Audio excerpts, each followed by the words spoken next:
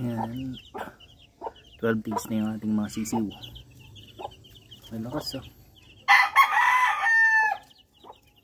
Tataba. Lakas ba naman ng tumukha. Yan. Pakawalan muna natin. Mga isang oras ulit. Kaya lang kailangan bantayan kasi marami tayong pusa. Ganda mga sisiw. Mukhang ng mga lalaki to ah.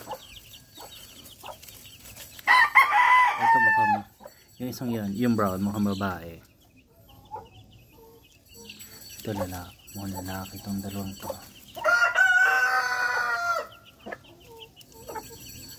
Ito. Ito yung ano eh. Anong pantanggal ng stress. Kita mo, tulusog. Yan. Sarap talaga mag-alaga ng manok. Mas maganda nga sana kung may medyo malawak-lawak tayong space. Pero thankful na rin tayo at bakante itong isang bahay.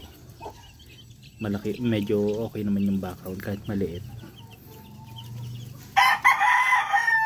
Yan, nakakaano tayo ng mga alaga nating manok. Ayan. Ganda ng sisiw.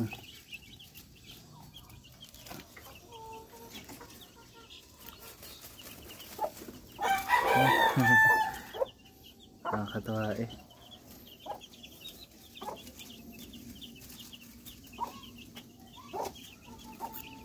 Ang sarap lang ba tingnan pag ganitong ano, marami tayong alagang ano, tapos masisigla. Ayan. Parang wala ka pa rin sa city pag ganito. Parang hindi mo masyadong mamiss yung ano, buhay probinsya. Natakot may ibon.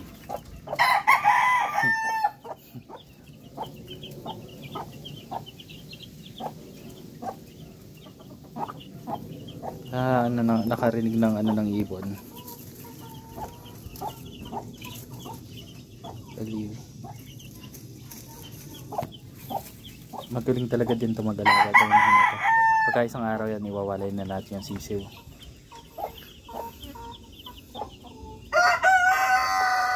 Ano yan, pagkawalay yan, mga 1 week, 2 weeks. Mag-ano na uli yan, mag-iitlog na uli yan. Eh, ang dami pa naman natin tandang. Yan.